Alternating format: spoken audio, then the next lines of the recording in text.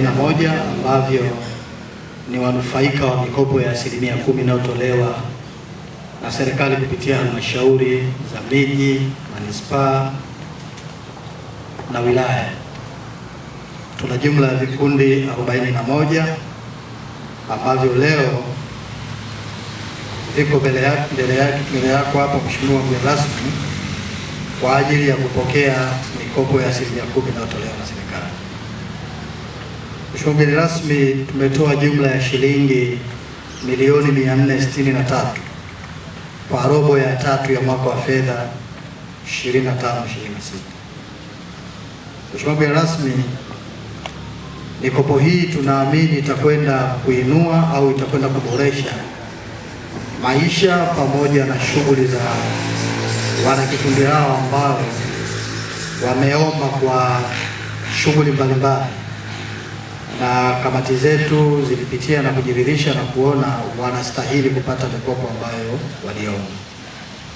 Vikundi vilivyoomba ni vingi, lakini hawa ndio waliobahatika kupata mikopo hiyo kwa mujibu wa sifa walizokuwa nazo. Hii pesa inatoka kutokana na mapato yetu.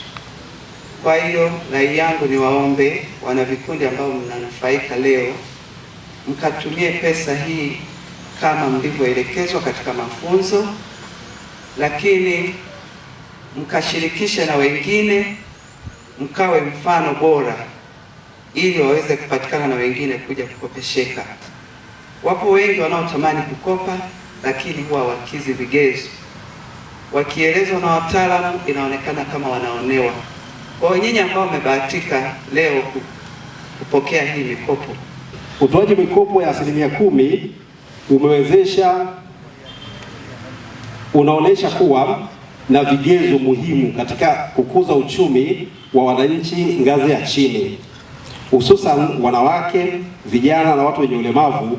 Kwa ujumla, mpango huu umechangia: moja, kuongeza ajira kwa vijana, kuimarisha mitaji ya kuanza biashara, kuongeza kipato cha kaya, kukuza nidhamu ya fedha, kuimarisha ushiriki wa vikundi maalum katika shughuli za kiuchumi.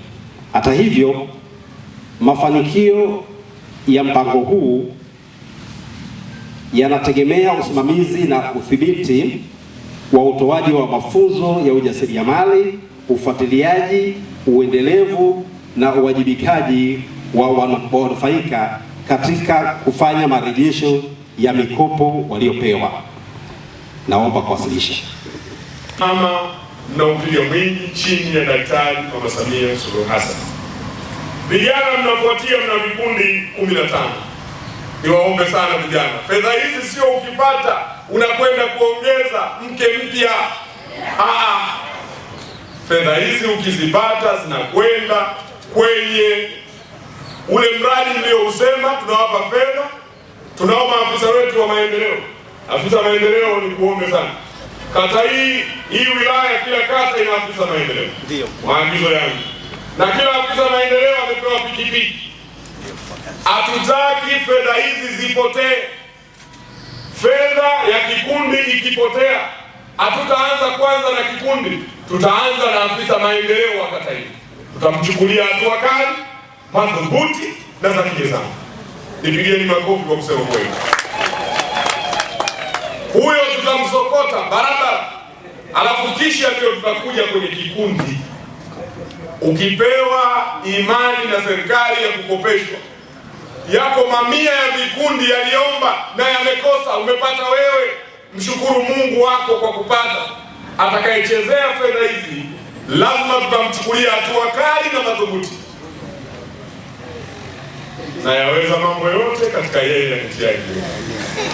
Na hili la kuchukua hatua naliweza, ni jukumu langu, nimeaminiwa na nimelifanya, sio mara moja, sio mara mbili, sio mara tatu.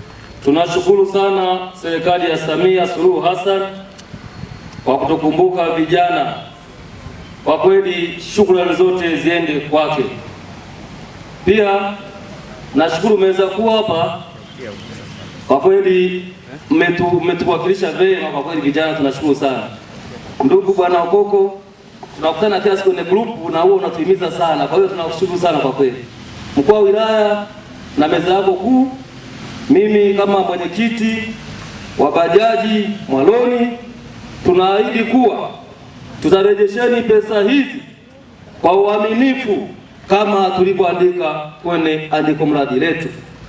Swala hili la mkopo, kwanza tumefurahia sana sisi wanawake kupata hii mikopo ili kutuinua uchumi. Kwa kweli tumefurahia sana Mama Samia kutuwezesha mikopo kama hii. Okay. Hapo awali mlikuwa mnaendeshaje shughuli zenu? Shughuli zetu kwa tunaendesha kwa sababu ya kilimo, waga tunalima mboga, mahindi, waga tunalima.